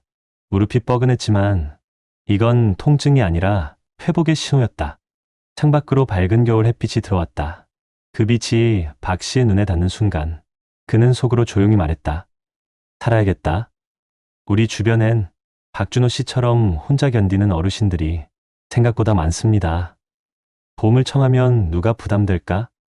늙어 민폐 끼치는 건 아닐까? 그 두려움 때문에 몸이 부서질 때까지 버티는 분들. 하지만 여러분, 기대는 건 약함이 아니라 살아있는 증거입니다. 누군가에게 손을 내미는 것, 그게 늙음이 아니라 용기라는 것을 박준호 씨는 알려주었습니다. 오늘도 어딘가에서 비슷한 삶을 버티는 누군가가 있다면 이 이야기로 작은 빛이 닿기를 바랍니다. 여러분 어떠시나요? 위의 사례는 정말 비참하고 서글픈 인생 아닌가요? 하지만 지금부터 소개해드리는 사례는 정반대의 선택으로 행복한 노후를 보내고 있는 분을 소개해드리겠습니다. 경기도 광명에서 살고 있는 67세의 김선욱 씨는 평범한 직장인이었다. 대기업 관리직으로 35년을 일하고 퇴직한 그가 지금 보내는 노후는 주변 사람들이 부러워할 만큼 안정적이었다. 집은 오래된 아파트였지만 관리가 잘 되어 있었고 아내와 함께 사는 단란한 일상은 잔잔한 평화로 가득했다. 겉보기엔 특별한 점이 없어 보였지만 그의 노후가 이렇게 안정적일 수 있었던 이유는 과거의 작은 습관 하나에서 시작되었다. 김선욱 씨는 40대 중반부터 직원들 사이에서 걱정 많은 과장님이라고 불렸다. 주변 동료들이 점심시간마다 주식 얘기, 아파트 호재 얘기로 한창 들끓던 2000년대 후반에도 그는 조용히 커피 한 잔을 마시며 늘 같은 말을 반복했다. 사람은 오래 살면 돈보다 계획이 필요해. 계획이 없으면 다 잃어. 당시에는 다소 유별나게 보였지만 그는 실제로 말보다 행동이 더 앞서는 사람이었다. 대출 내지 않았고 회사 복지로 제공되던 연금저축을 매년 최대한 채웠으며 소비를 줄이려고 억지로 아끼지도 않았다. 그저 필요 없는 지출을 피하는 습관을 만들어 놓았을 뿐이었다. 하지만 그의 인생의 가장 중요한 정한점은 55세 무렵 찾아왔다. 회사에서 구조조정 이야기가 흘러나왔고 몇몇 동료들은 퇴직하면 작은 가게 하나 차려보자며 들뜬 분위기를 보였다. 그때 김선욱 씨는 사내 식당에서 동료 2명이 흥분한 목소리로 말하는 걸 들었다. 지금 프랜차이즈 치킨집 하면 대박이래. 퇴직금 몰아넣어서 가게 하나 차리면 우리도 사장님이야. 그러나 그는 미묘한 불안감을 느꼈다. 퇴직금 1억 6천만 원. 평생 벌어 모은 그 돈을 단 몇 달 만에 감정으로 결정하기엔 너무나 무거운 금액이었다.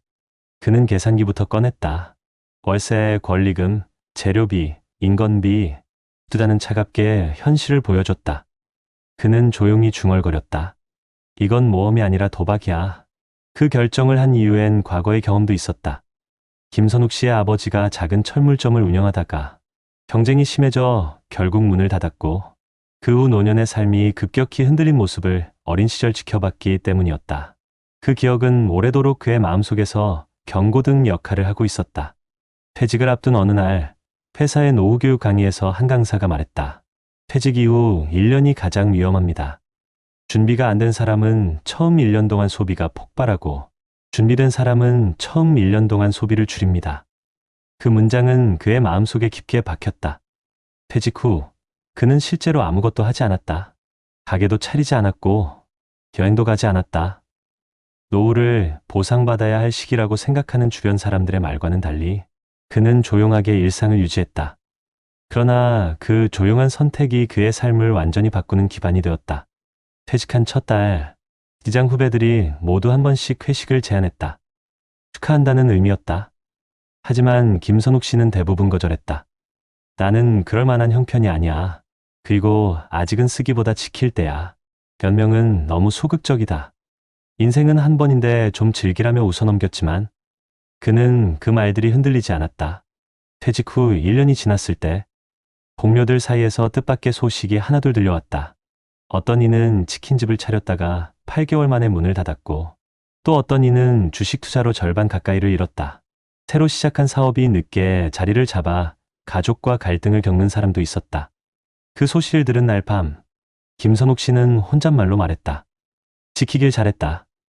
그는 돈을 지킨 게 아니라 자신의 삶을 지켰다는 걸 깨달았다.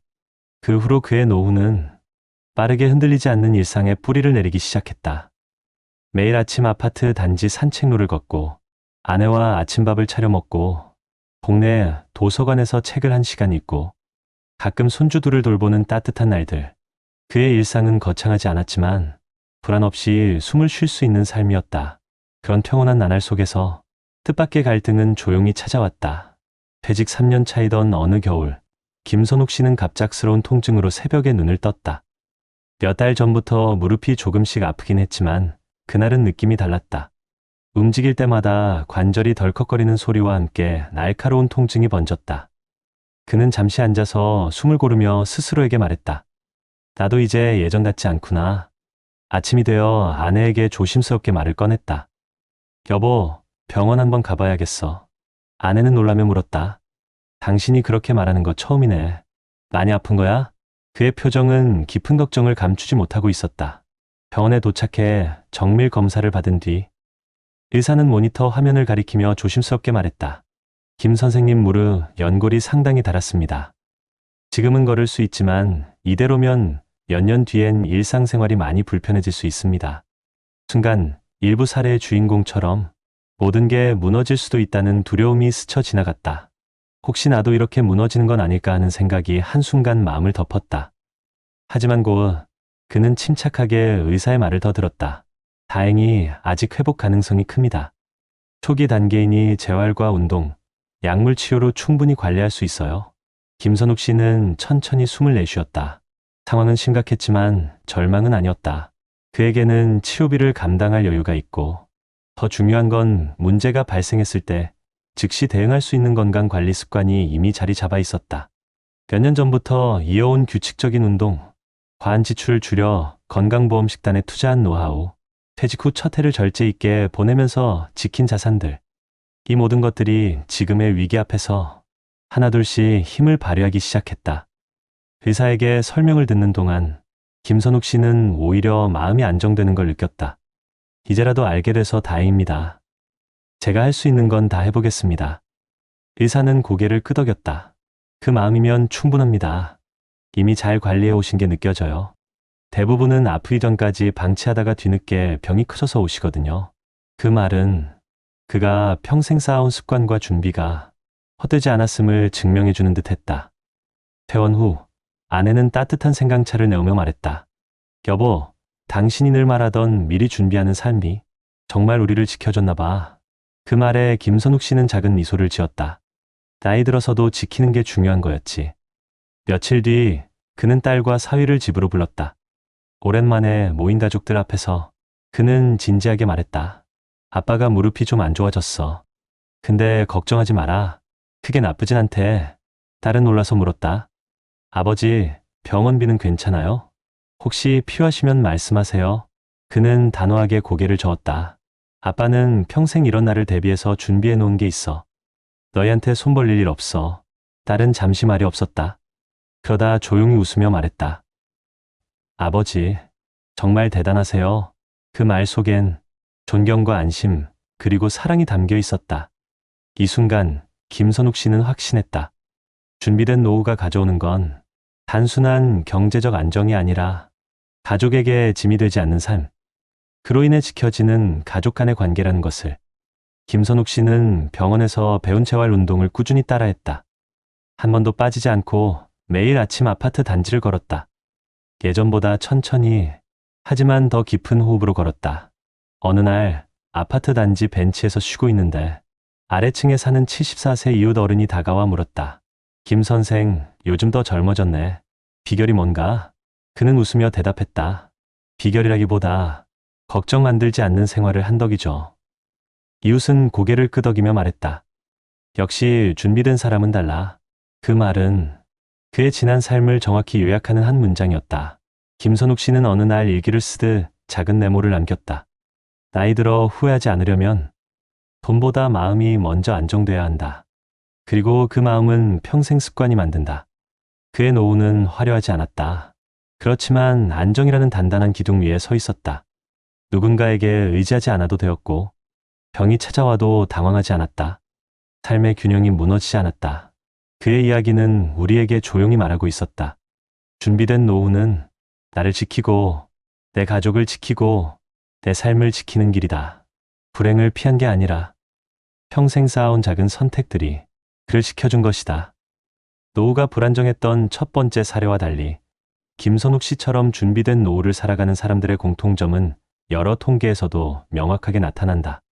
대한민국 통계청이 발표한 고령층 생활실태 조사에서는 안정적인 노후를 보내는 65세 이상 인구의 가장 중요한 요소로 정기적인 소득원을 꼽았다.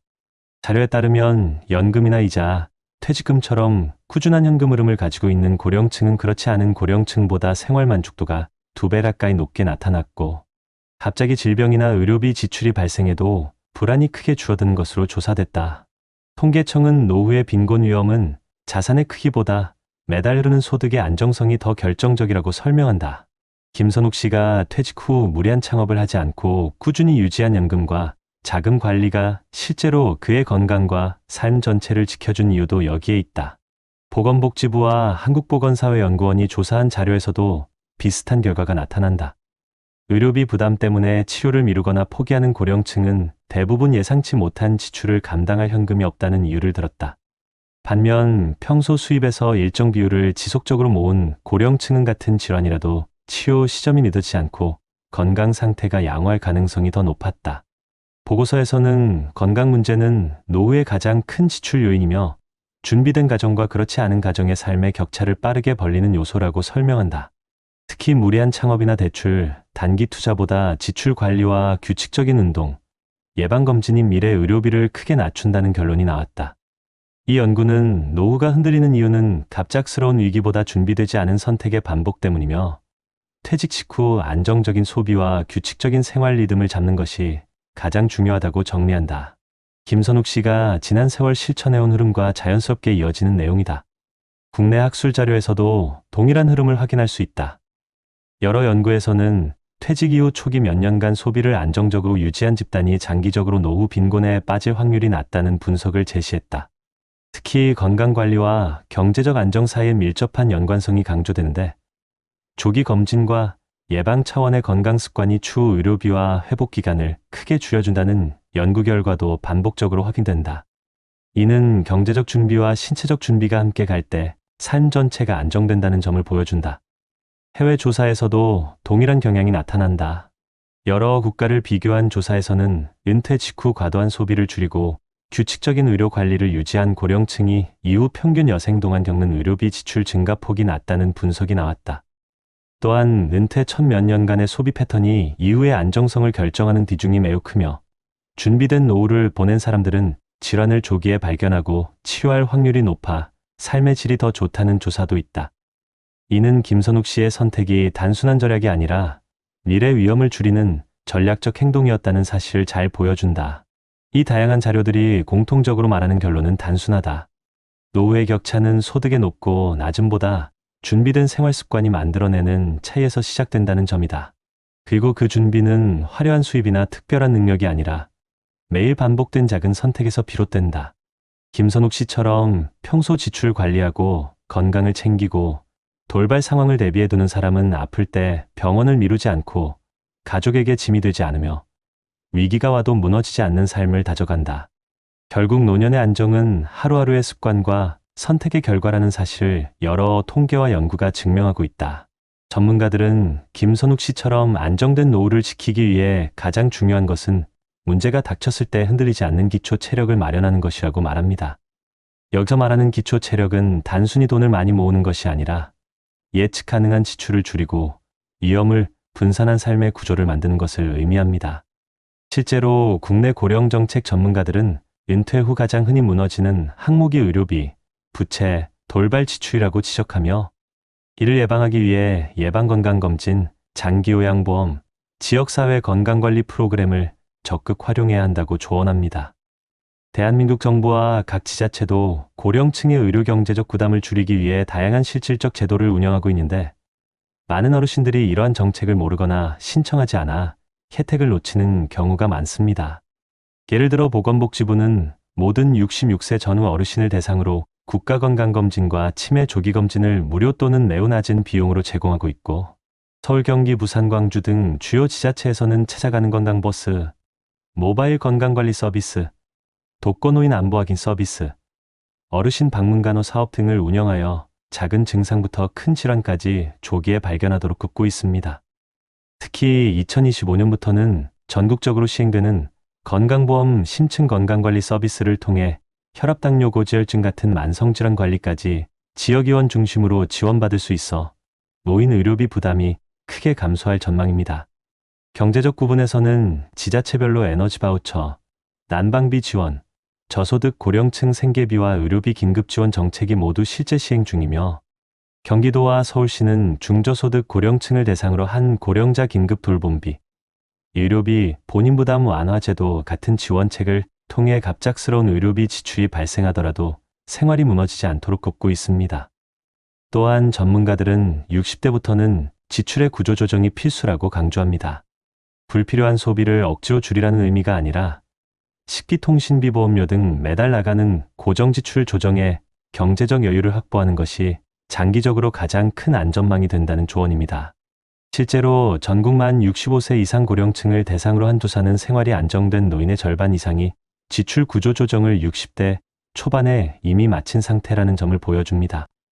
여기에 더해 정부는 고령자 근로장려금과 노년 일자리 사업을 통해 60대, 70대가 무리하지 않고도 월 소득을 보완할 수 있도록 돕고 있으며 2025년부터는 다양한 형태의 시간제 단기형 노년 일자리도 확대될 예정입니다. 해외에서도 한국과 비슷한 고령화 문제를 해결하기 위해 다양한 노후 정책을 시행하고 있습니다.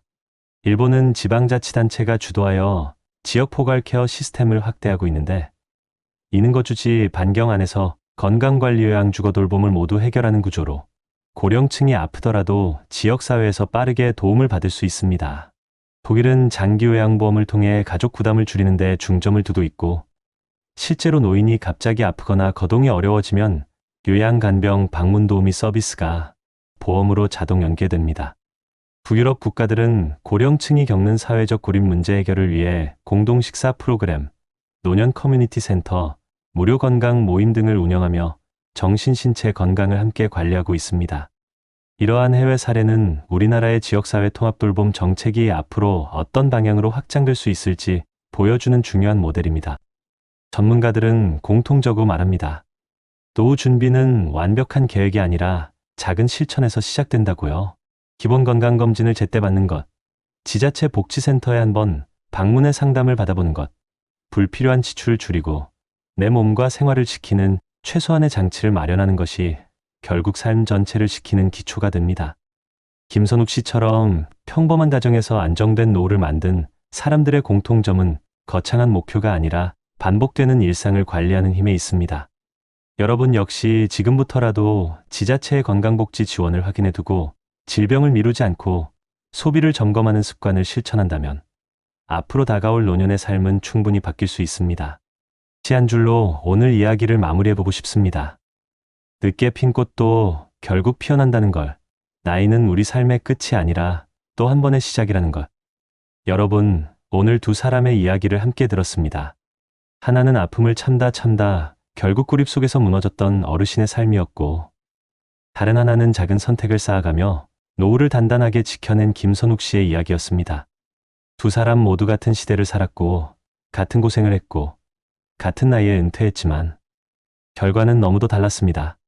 한 사람은 괜찮다 스스로를 속이며 혼자 버텼고, 결국 병이 악화될 때까지 주변에 손을 내밀지 못했습니다.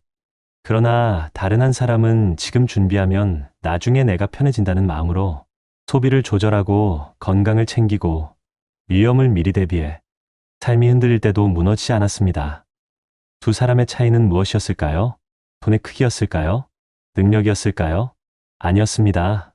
그 차이는 평생 쌓아온 작은 습관, 그리고 나를 지키겠다는 조용한 의지였습니다. 우리는 종종 나이를 이유로 후회하고 이제 와서 뭐가 달라지겠어라며 체념하곤 합니다. 하지만 여러분, 진짜 늦은 때는 없습니다.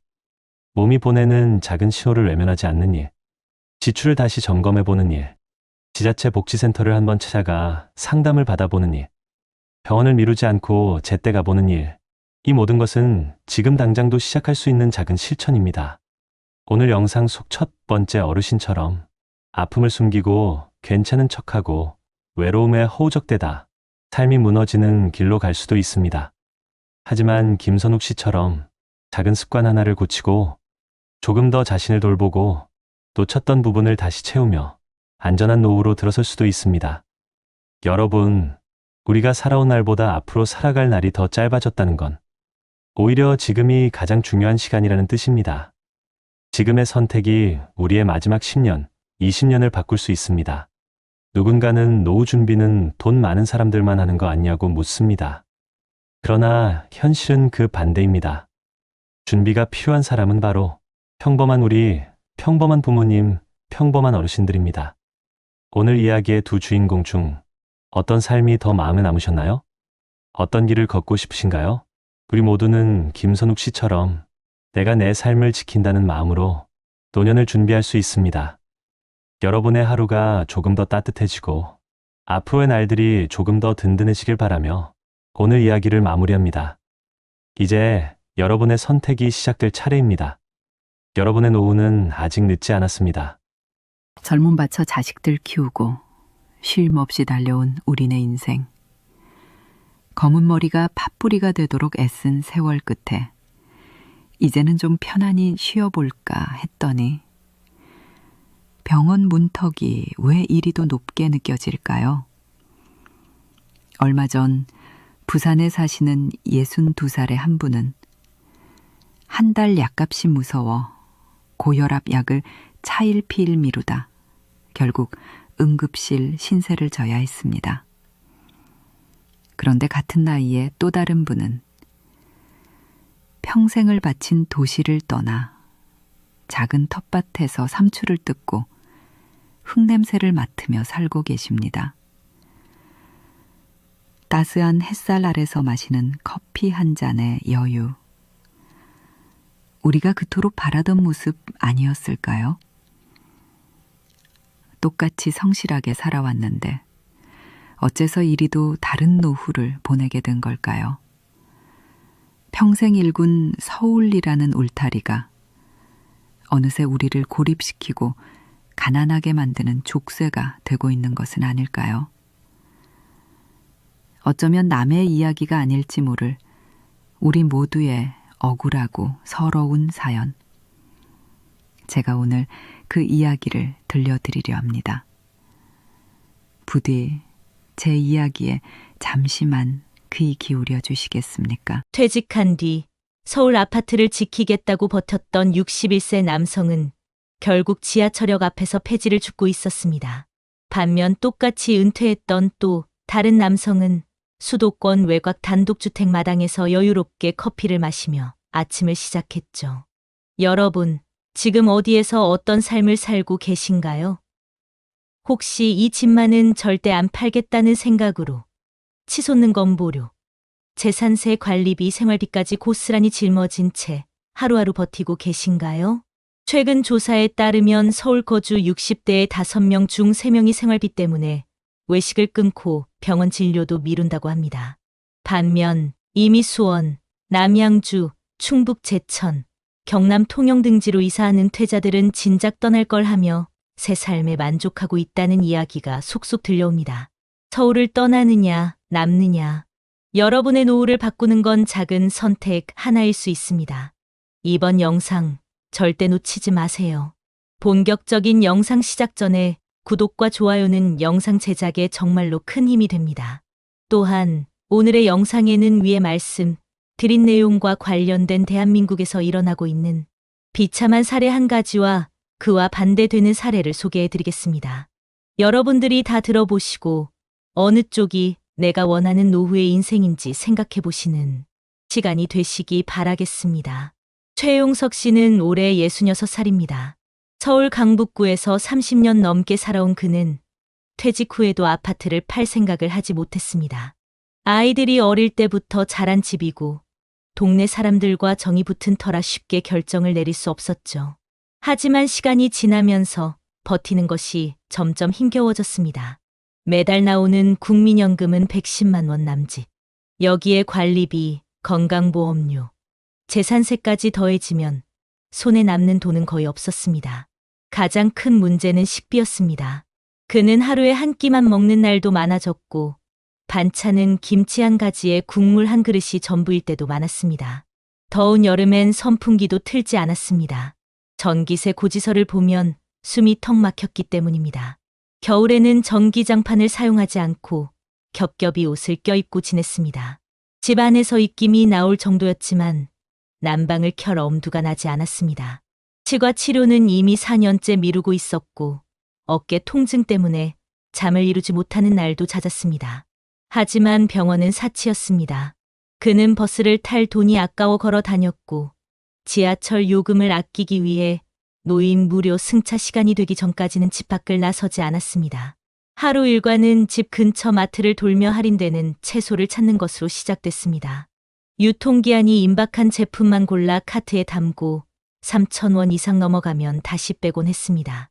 자존심이 상해도 몇 번이고 계산대 앞에서 물건을 내려놓고 돌아설 수밖에 없었습니다.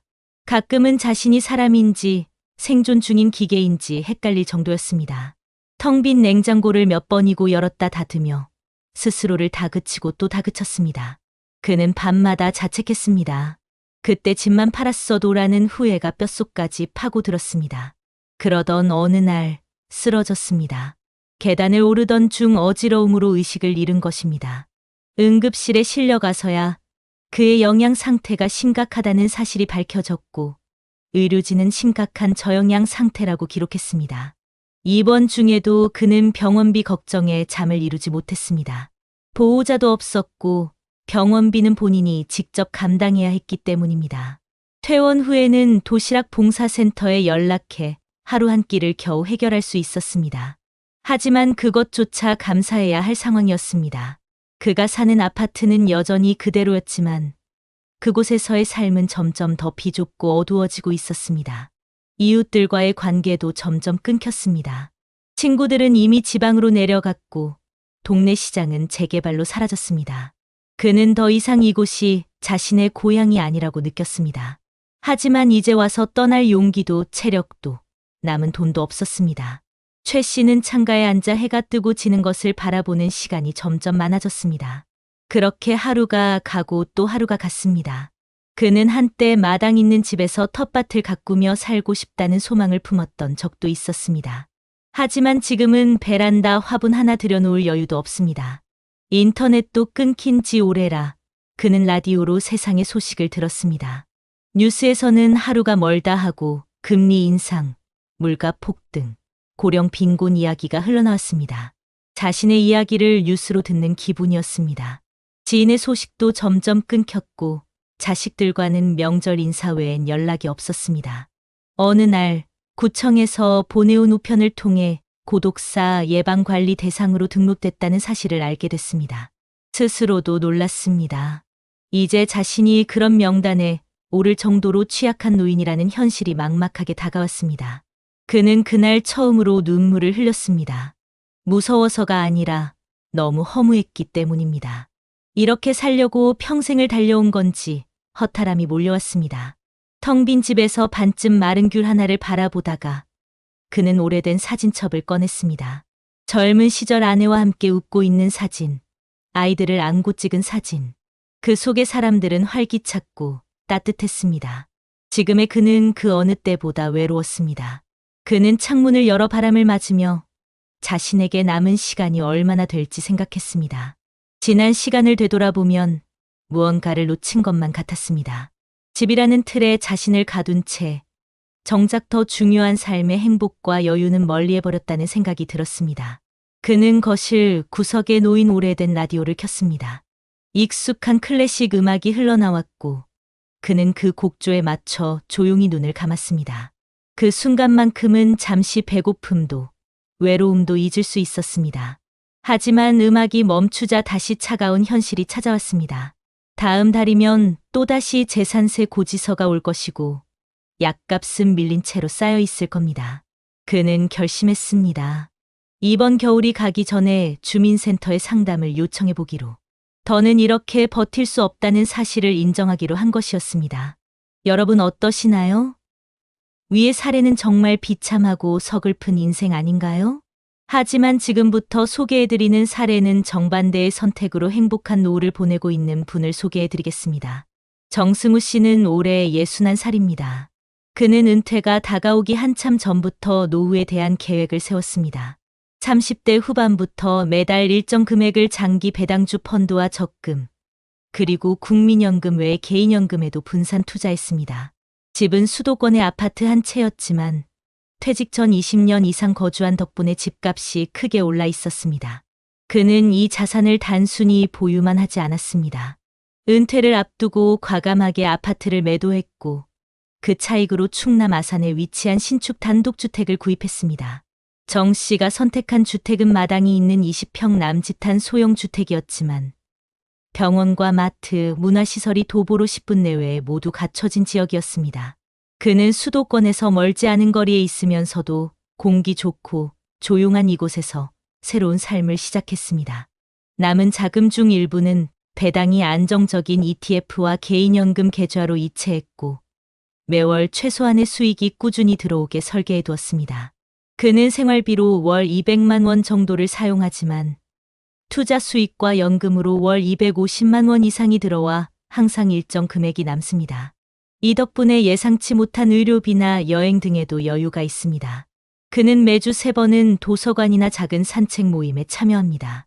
지역 복지센터에서 운영하는 중장년 예술 강좌에도 등록해 아크릴화와 하모니카를 배우기 시작했습니다. 어릴 때 해보고 싶었지만 하지 못했던 것들을 이제는 마음껏 해볼 수 있게 된 것이죠. 가장 큰 변화는 건강이었습니다. 스트레스가 줄자 혈압이 안정되고 수면도 좋아졌습니다. 그는 매일 아침 직접 재배한 상추로 샐러드를 만들고 가끔은 텃밭에서 감자나 고구마를 캐는 즐거움도 누립니다. 마당에는 자그마한 평상이 있어 거기 앉아 동네 어르신들과 함께 차를 마시는 시간이 정 씨가 가장 좋아하는 순간입니다. 이웃들과는 텃밭 정보를 주고받고 김장철에는 함께 절인 배추를 나눕니다. 한때 회사에서 임원 직책에 있었던 그이지만 지금은 타이틀보다 사람들과 어울리는 시간이 훨씬 소중하다고 말합니다. 자녀들과도 좋은 관계를 유지하고 있습니다. 서울에 있는 큰아들과 작은딸은 종종 부모님 집에 와서 며칠 머물다 갑니다. 정 씨는 손주들과 마당에서 작은 캠핑 놀이를 하며 보내는 시간이 인생의 보너스 같다고 말합니다. 그는 스마트폰 메모장에 오늘도 참 괜찮은 하루였다는 문장을 매일 적습니다.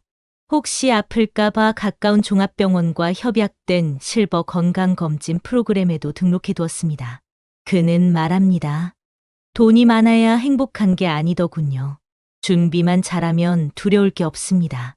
이웃 중엔 아직도 큰 도시에 머물며 외로움과 경제적 부담으로 힘들어하는 친구들도 있지만 그는 기회가 있을 때마다 노후 이전의 준비와 용기의 중요성을 강조합니다. 그는 아직도 매일 가계부를 씁니다. 작지만 꾸준한 습관이 자신을 지켜줬다고 믿기 때문입니다. 여행도 자주 갑니다.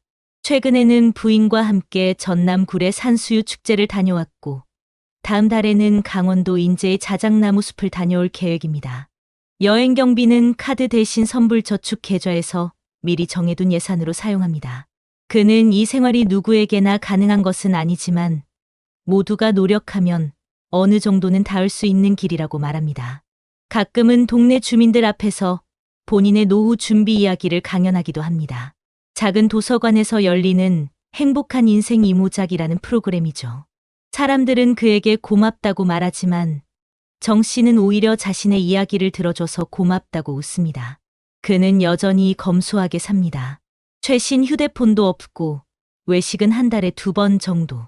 하지만 만족도는 언제나 최상입니다. 정 씨는 말합니다.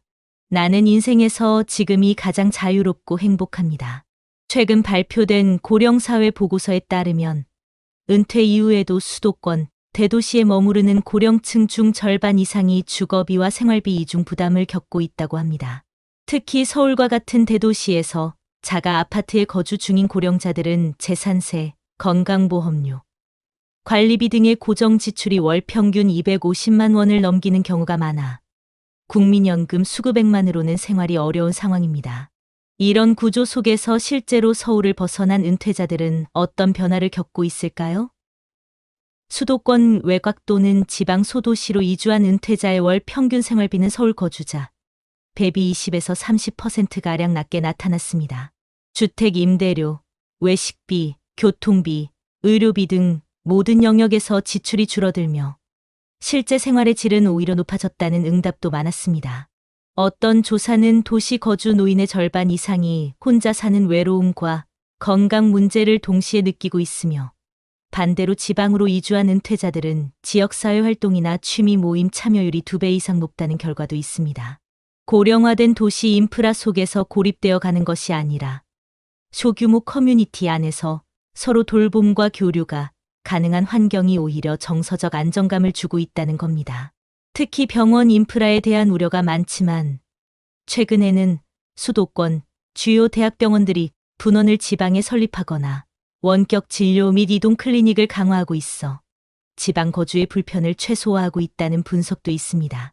게다가 일본, 핀란드 등에서는 이미 작은 도시 중심 노년 주거 모델을 활성화해 대도시 중심이 아닌 분산형 노후 정주 정책이 고령자 삶의 질을 높이는 데 효과적이라는 평가를 받고 있습니다. 실제로 일본의 한 연구에서는 도쿄에 거주하는 고령자보다 교외 중소도시에 사는 고령자의 스트레스 지수가 낮고 의료비 부담도 적다는 결과가 나타났습니다. 우리나라 역시 비슷한 방향으로 움직이고 있다는 신호들이 있습니다. 지방자치단체에서는 은퇴자를 위한 전입 장려 정책과 주거 이전 지원, 건강 프로그램, 커뮤니티 케어 등을 점차 확대하고 있고 수도권 외곽의 신도시들도 교통, 의료, 복지 인프라를 갖춘 형태로 설계되고 있습니다.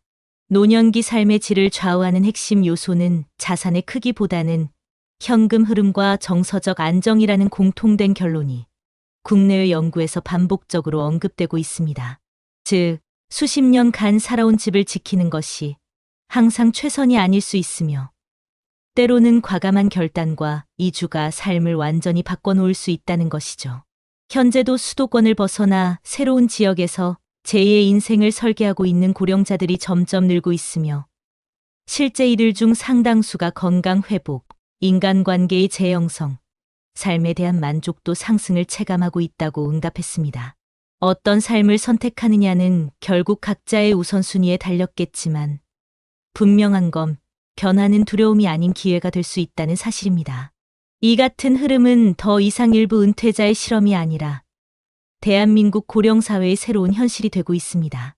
이는 단순한 비용 절감이 아니라 삶의 구조 자체를 바꾸는 변화입니다. 주거와 소비, 인간관계, 건강관리까지 전반에 걸친 체질 개선이 이뤄진다고 볼 수 있습니다.